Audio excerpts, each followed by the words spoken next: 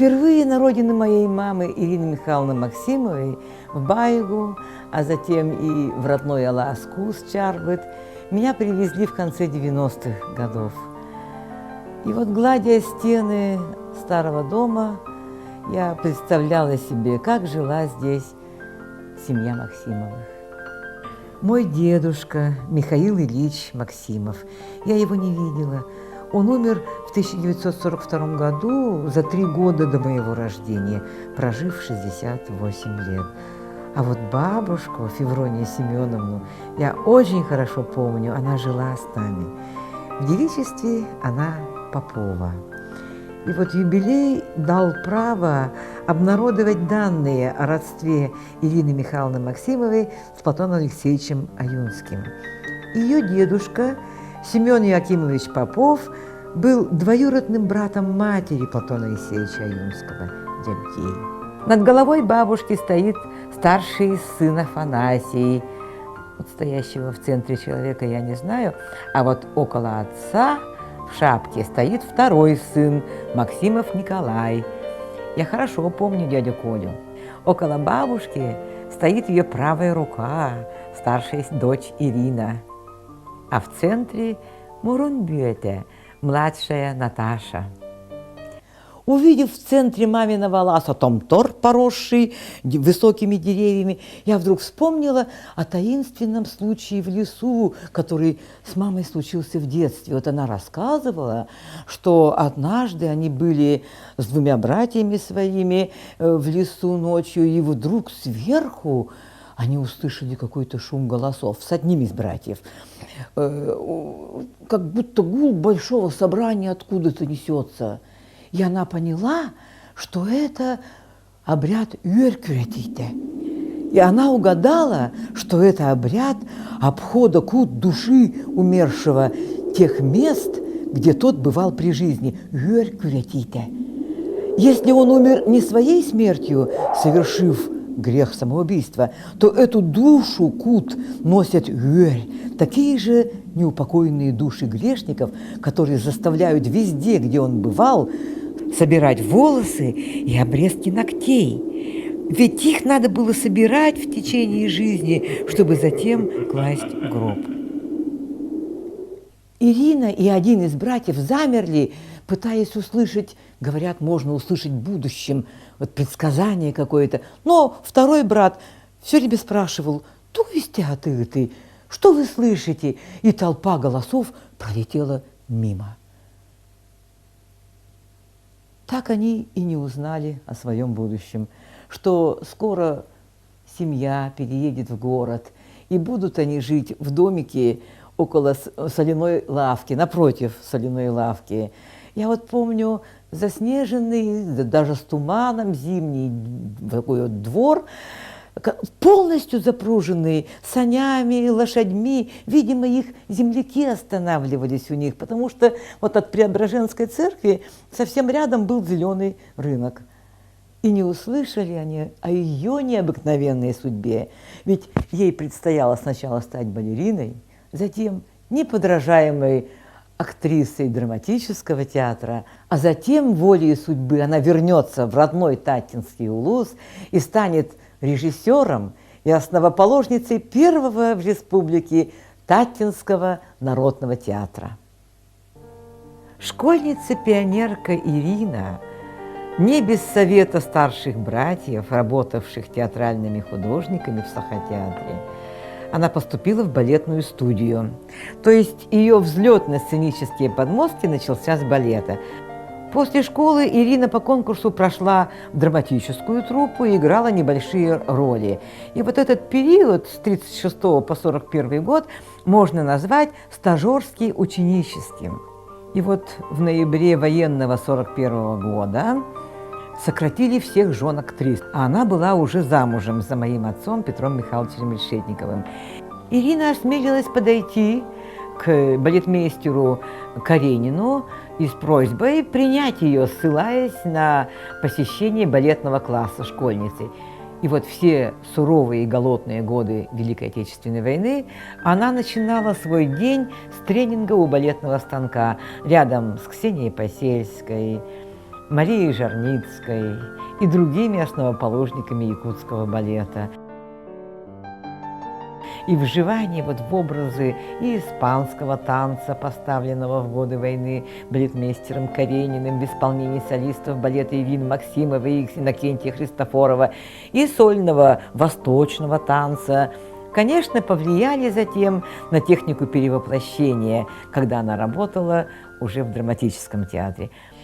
Во время юбилея 60-летия Саха-театра, когда на сцену поочередно группами выходили разные выпуски Московского Щепкинского училища, говорят, на репетиции она, Ирина Михайловна, остроумно заметила: «Оттон береген беги тахсырпыт, халлан юряхтяхтара». И вот сейчас вы видите на фотографии вот этот выпуск Ирину Максимову и Гаврила Гавриловича Колесова. Вот кроме них в этой группе небесных выпускников вышли бы, если бы дожили, и Дмитрий Ходулов, и Петр Решетников, и все талантливые первое поколение любимых якутских актеров-самородков. Что касается Максимовой, то практика на сцене с 1932 года, 7 лет работы в балетной труппе являются настоящей профессиональной школой, замечательными педагогами, балетмейстерами. Повезло ей и с режиссерами Саха-театра. С сезоном Великой Победы 1945-46 годов связано рождение на якутской сцене выдающейся актрисы Ирины Максимовой в роли Нюргугун в лирической драме Тимофея Сметанина «Лоокут и Нюргугун». Особое значение в судьбе Ирины Михайловны этой роли в том, что после премьеры 19 апреля 1946 года она проснулась звездой. Сегодня спектакль «Лоокут и Нюргусун».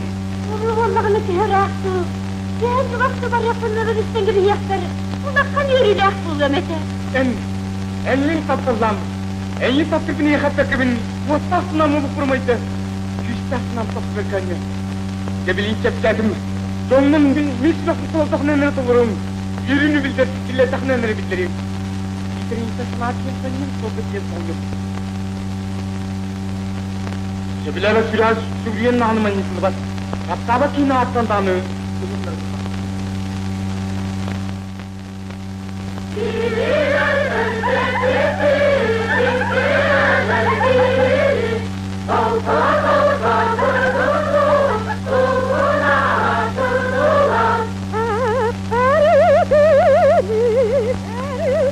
Это старинная повесть о верности, о любви, которая побеждает все препятствия, все преграды.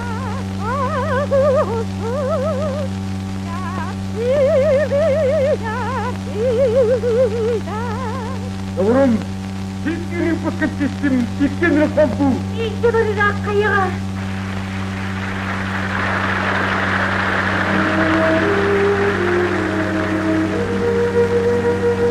Поэт-фронтовик Тимофей Сметанин создал из народной легенды, опубликованной писателем Монастырова, потрясающую романтическую драму. Постановке предшествовала серьезная и скрупулезная работа автора с режиссером, в результате чего в стихотворную пьесу были внесены существенные изменения. Такой подход к исходному материалу был характерен для творчества одаренного режиссера Николая Иннокентьевича Слепцова, одному из лучших студентов ВГИКа, то есть Института кинематографии. Девушка, сидящая как птичка в развилке двух берез. Это же подача действия крупным планом, как в кино. Это режиссура направления взгляда зрителя. Ириной Максимовой создан идеальный образ национальной внешней и внутренней красоты. Образ Нюргугун у Максимовой имел свою целеустремленную логику. Вот перед нами поначалу застенчивая, молодая, красивая девушка, но созерцательность образа взрывалась изнутрастностью настоящей героини драмы. И вот наступает монолог Нюргугун, этот абсолютно необходимый момент, который прорывал сдерживаемую оболочку. Девичье признание в любви производило ошеломляющее впечатление, сродни даже, вот можно сказать, необычному поступку, письму вот пушкинской Татьяны. Я прекрасно помню 1961 год, когда я со своей подругой из Центральной музыкальной школы шла в Кремлевский театр, тогда еще Дворца съездов не было, и волновалась за уровень самодеятельного спектакля. И вот вошла в зал этого императорского, так сказать, театра в прошлом и видела, очень много якутских студентов было. Я же фактически вот первые годы в Москве увидела родные лица. И очень много киноактеров, ну, видимо, и артистов театральных, ну, которые играли в кино. Там был и вот Павел Кадочников, Нонна Мордюкова, вот Раневскую видела, Веру Морецкую. То есть вся элита театральная была на этом показе лучших спектаклей первого всероссийского смотра. И я, конечно, очень волновалась за языковой барьер. И как же я гордилась, когда зал разразился аплодисментами после пылкого монолога любовного признания Нюргугун, который Максимова начала, смущенно чертя по земле вот носком ноги какие-то фигуры, треугольнички, кружки. Но энергетические силы были так распределены, что после полного откровения, выраженного всеми нюансами голоса, мимики, от впечатления открывающегося человеческого сердца были ошарашены не только робкий Локвуд, но и весь зал. Протест якутской девушки в то патриархальное время был, конечно, невозможен. Сюжетная линия обретает сакральную окраску. И вот смерть, мнимая смерть Нюргугун, это и глубокий обморок, и летаргический сон, но все кончается хорошо. В 1952 году она сыграла главную роль актрисы Негиной в комедии Островского «Таланты и поклонники». По этому любительскому снимку Негиной и Максимовой можно почувствовать озаренность успехом актрисы и персонажа, и исполнительницы. Можно поверить в особую одаренность вот этой актрисы из пьесы. Эта актриса отличалась искренностью, эмоциональностью, и зрители рады были все руки себе отхлопать, вызывая вот Негину Александру Николаевну на сцену до 10 раз. За короткое время Ириной Максимовой были созданы неповторимые по красоте, изяществу, тонкости чувств и глубоких переживаний самые разнообразные роли, а также вот Ольга Спешнева в пьесе «Первые искры» Мальковой, Ираиды Клеориной, о первом якутском революционере Урсике, казненному за прилюдно данную пощечину иркутскому генерал-губернатору. В спектакле «Долгожитель ревизор» Гоголя Ирина Михайловна запомнилась в роли дочери городничего Марии Антонны. Вы видите фотографию финальной сцены из сатирической комедии Минко «Не называя фамилий», где дочь крупного советского чиновника с претенциозным именем Поэма была исполнена Максимовой. Парни-студенты, говорят, были готовы проучить эту циничную до противности поэму, но вовремя вспомнили, что эта же актриса вот недавно, позавчера, играла Нюргугун. Поэма была второй комедийной ролью после Марии Антонны из «Ревизора». В этих не самых главных ролях актриса успешно освоила качественно иные, гротесковые образы глупеньких, расчетливых девиц. Изящно передвигалась на скамеечках коварная японка из «Золотого ручья» Николая Якутского-Золотарева. Образ Тони Тумановой из инсценировки романа Николая Островского «Как закалялась сталь» был настолько очарователен, что было понятно, почему в нее был влюблен этот босяк-революционер Павка Корчагин. Настолько был убедителен этот чистый и возвышенный образ девушки-дворянки, не знавшей земных забот, жизнь которой была разрушена революцией. И вот особое слово мне хочется сказать о зрителях вот той дотелевизионной эры. Вот сейчас меломаны вот идут в оперу, уже зная музыку, зная, как эти арии поют другие исполнители. И точно так же якутские театралы шли вот в якутский театр, уже зная спектакль.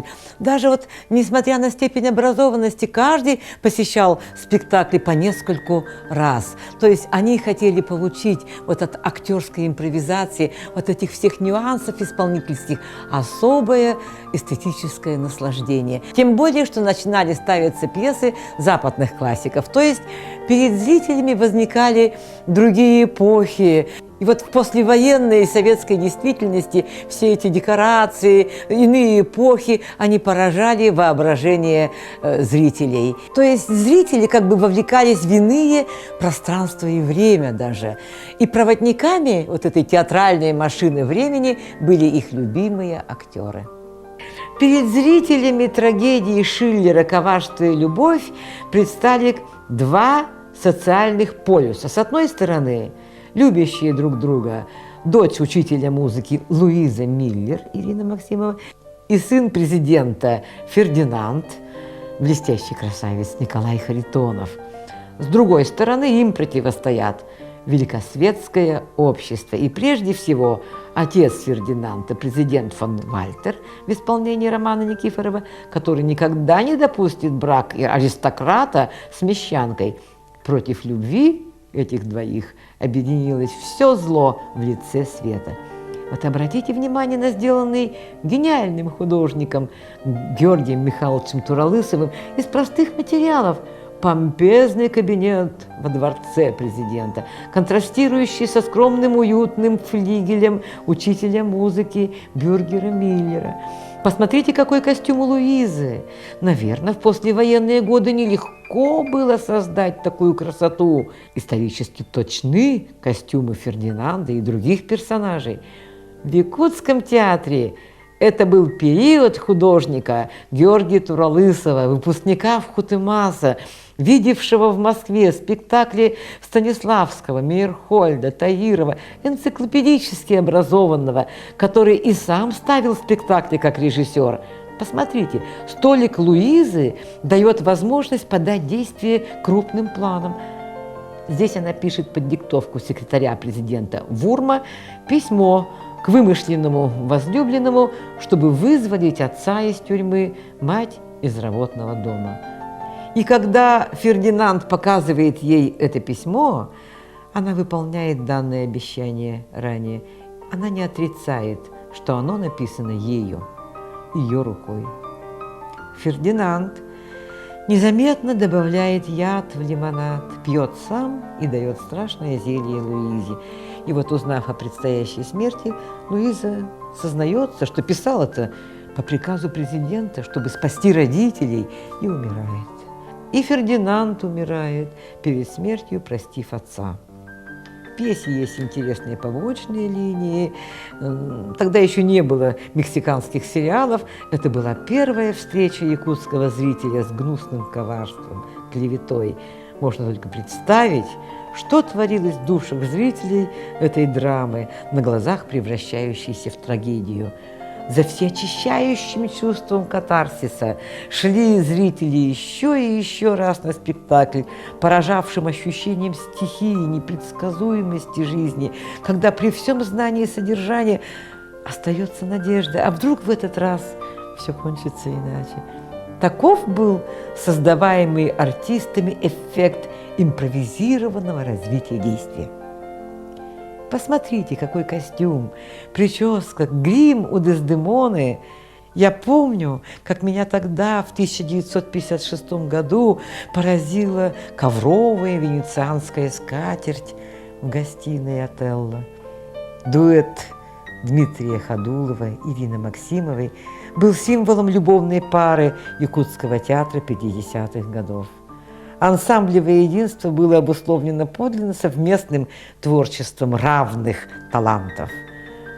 Для трагического, для Ирины Михайловны Максимовой 1956 года «Отелло» не был еще спектаклем одного актера, когда все окружающие как бы уходили в тень.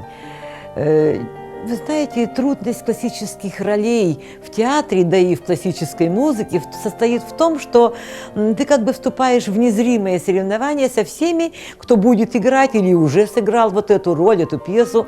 И вот этот момент соревнования наступил и для нашего спектакля «Отелло» в Якутском театре. Сразу после премьеры в кинотеатрах стали показывать фильм «Отелло» Сергея Бондарчука, который позже был номинирован даже на «Оскара».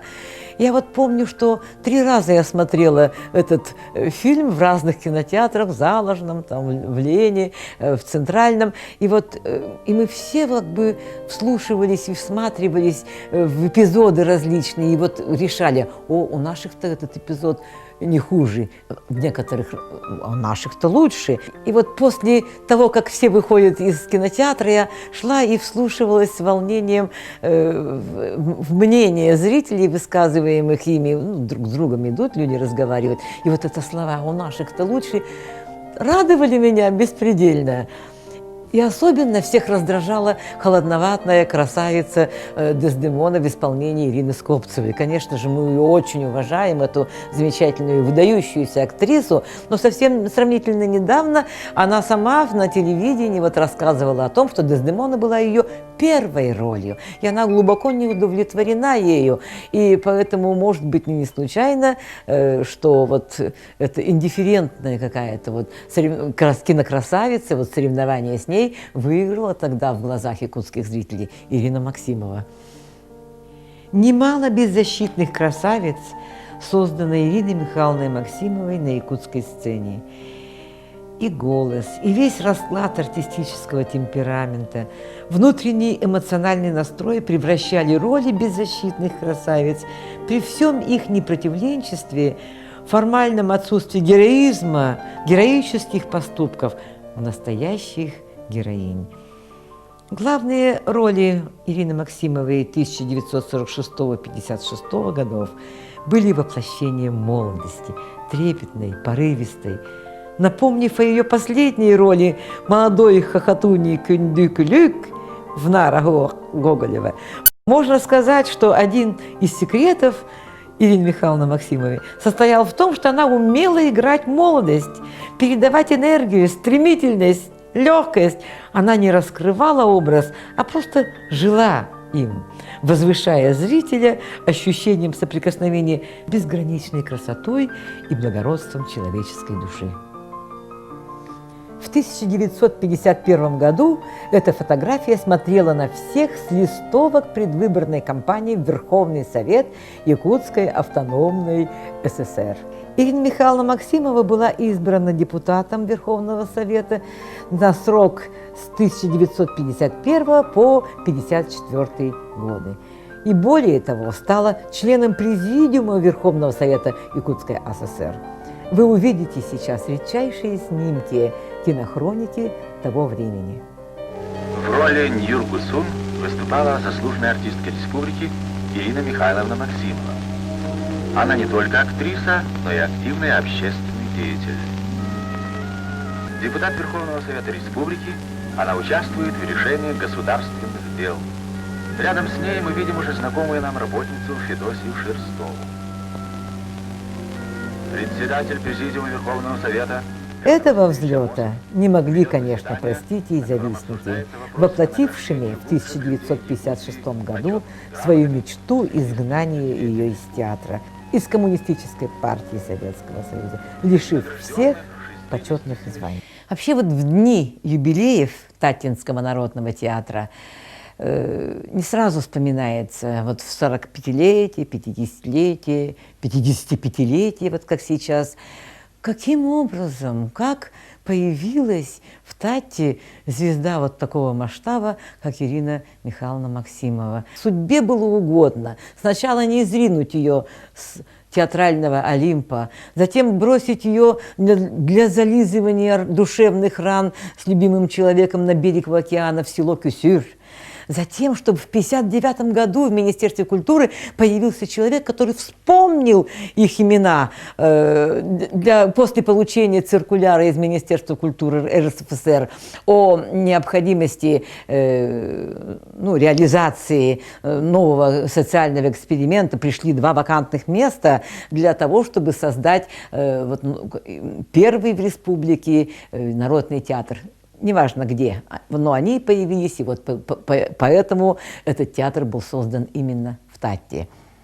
И вообще жизнь показывает, что настоящего человека испытания и трудности делают только лучше и чище, потому что из грязи сталь не закалишь. И очень символично, что именно Нюргугун довезла до Кремля весь коллектив. Этот подснежник, пробивший мерзлую землю, это знак весны, за которым следует многоцветие. В заключение посмотрите найденные нами в архиве Государственного хранилища кино, фотодокументов Республики Саха-Якутия фрагмент фильма «Весна Якутии» Иркутской студии кинохроники 1962 года.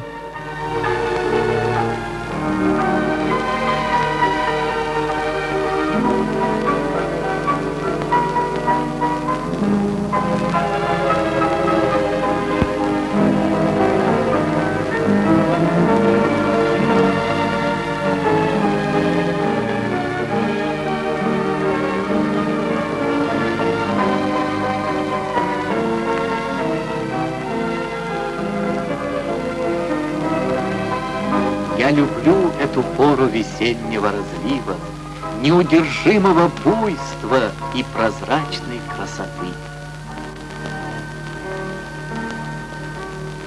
И первые весенние цветы. У нас их называют Нюргусун, подснежник. Они всегда мне напоминают трогательную историю девушки, имя которой тоже Нюргусун, подснежник. Это давняя легенда наших якутских Ромео и Джульетте.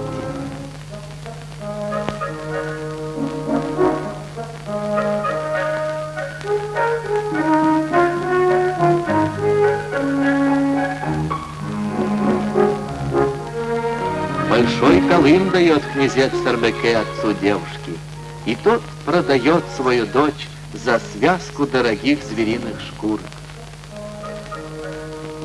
Женой богатого дурака должна стать Нюргусун. А девушка любит бедного охотника Лоокута. Она еще не знает о грозящей им беде.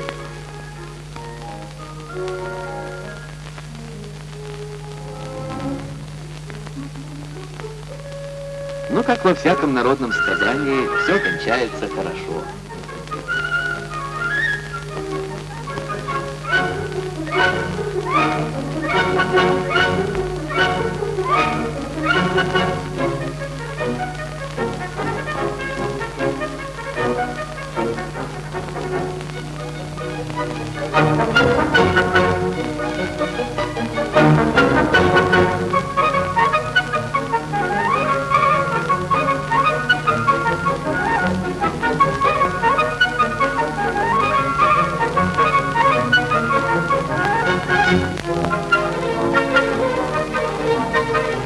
Я же говорил, что все закончится хорошо.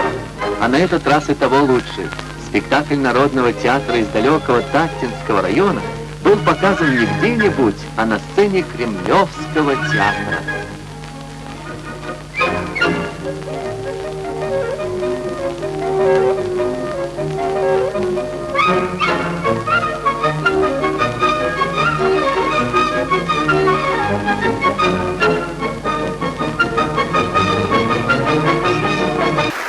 Сердечно приняли москвичи артистов из далекого северного села Итык-Кёль. Таттинскому народному театру Якутии присужден почетный диплом.